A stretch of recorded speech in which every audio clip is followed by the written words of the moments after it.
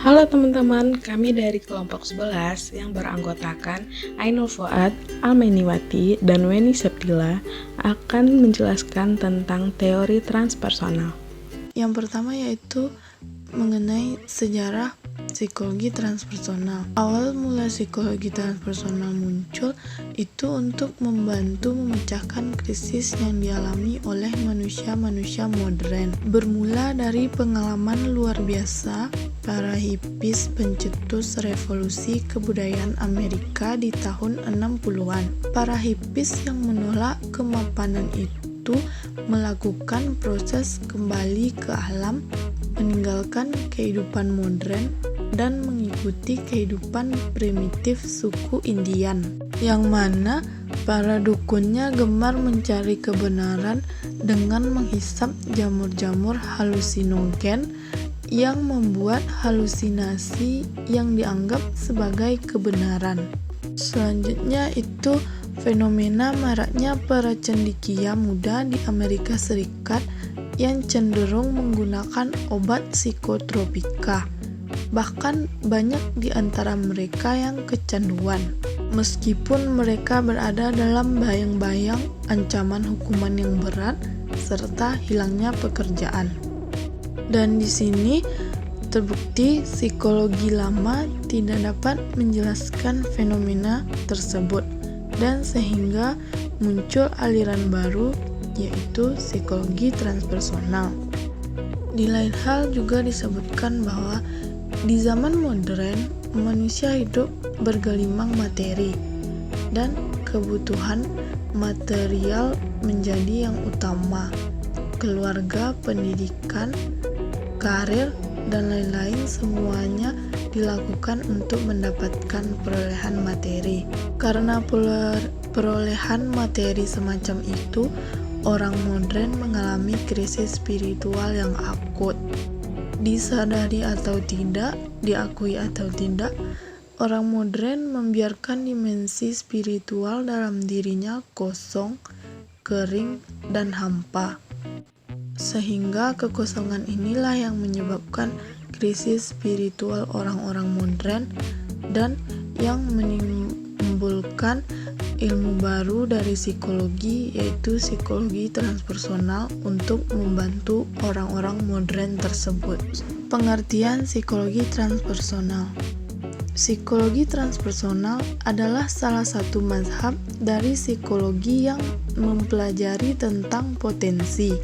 Potensi yang dipelajari ialah potensi yang paling tinggi dari manusia, seperti pengalaman trans yang dialami oleh manusia, pengalaman spiritual, pengalaman mistik, dan hal-hal yang berkaitan dengan kesadaran yang berada di atas ego atau self beyond ego.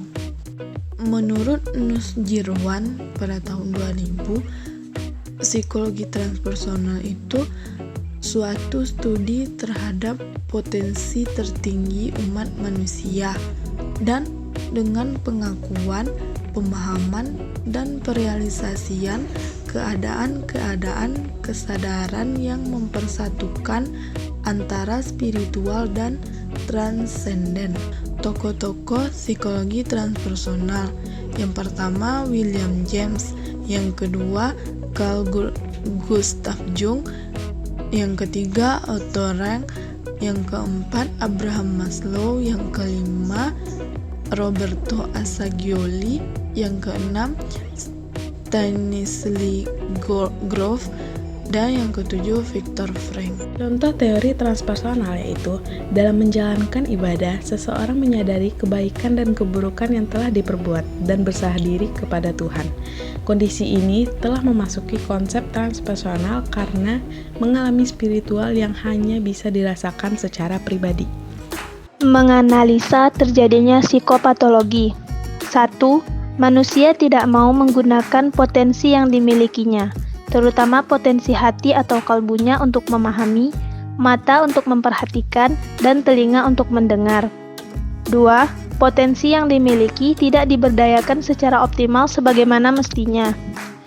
3. Jiwa yang diliputi dengan ketakutan, kebimbangan, dan kerugian. 4. Jiwa yang diliputi prasangka buruk, kesalahan, dan hati mendua. 5. Jiwa manusia yang penuh akan kesombongan dan kecongkakan. 6. Perbuatan manusia yang lebih didasarkan pada dorongan hawa nafsunya. 7. Dengan hidup yang diliputi oleh kemiskinan, penolakan berulang kali dari teman-teman, pembulian, dan kekerasan di lingkungan sekitar. 8. Berdasarkan faktor keturunan atau genetik. Misalnya, orang tua yang antisosial atau berjiwa psikopat. Kekerasan yang ada di dalam rumah, fisik, emosional, dan pengabaian. 9. Mengalami keadaan psikologis yang kurang baik. Perubahan perilaku.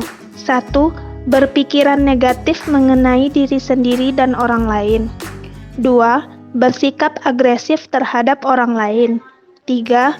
Menganggap orang lain sebagai ancaman dan ingin menghabisi mereka. 4. Perubahan selera makan, seperti terlalu banyak atau terlalu sedikit dalam memakan makanan. 5. Kesulitan berkonsentrasi dan berpikir dengan jernih. Sekian materi yang dapat kami sampaikan. Terima kasih atas perhatiannya. Assalamualaikum warahmatullahi wabarakatuh.